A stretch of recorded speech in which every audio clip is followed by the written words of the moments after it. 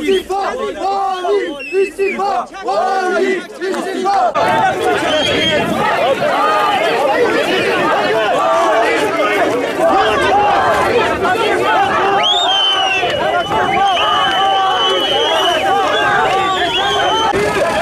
Yanaş yolu kapat hemen. Kapat. Kapat yolu kapat hemen.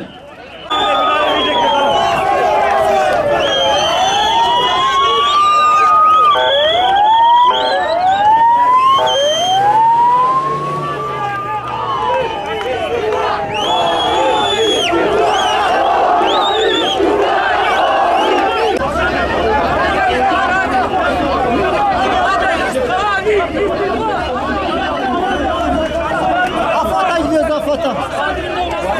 Sen ilafet burada söz. Herkes yolunda.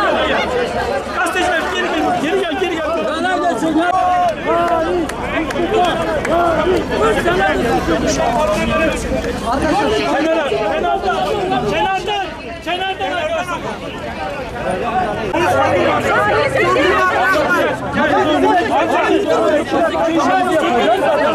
Köşeye oturdunuz.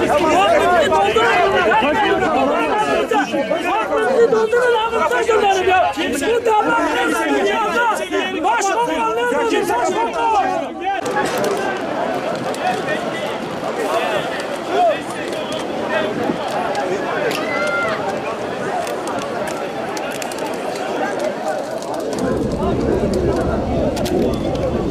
Diyeceğim. Yani bakın biz diyoruz ki biz de empati yapıyoruz, sizi anlıyoruz, sorunuzu anlıyoruz. Ama inanın biz de gecemizi günümüze katıp sorunu çözmeye çalışıyoruz. Şu anda arkadaşlar oranın keşfini yaptık. Ana şebeke bağlamak için keşfi bitti. Şu anda başkanlıktan bu şebeke hattının ana şebekeye bağlanması için ödenek talebinde bulundu. Yani bu sorun tamamıyla kökten 1,5 ay içinde çözülecek. Sizlerden bu süre içinde anlayış bekliyoruz. Fakat bu süre içinde de biz sizleri susuz bırakmayacağız. Katip çağırırım ha.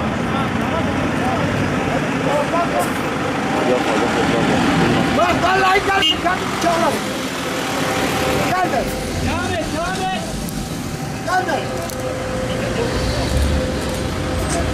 Gelme bak. Amin rica ediyorum. Gel buraya bize gel. Rica ediyorum. Devam et.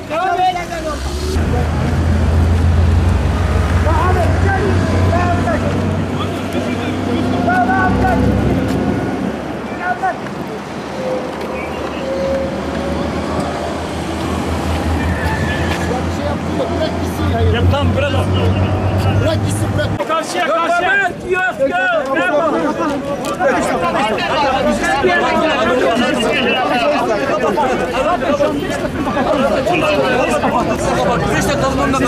Sizin yerinde biz kapatacağız. Hocam kapatalım iki kere.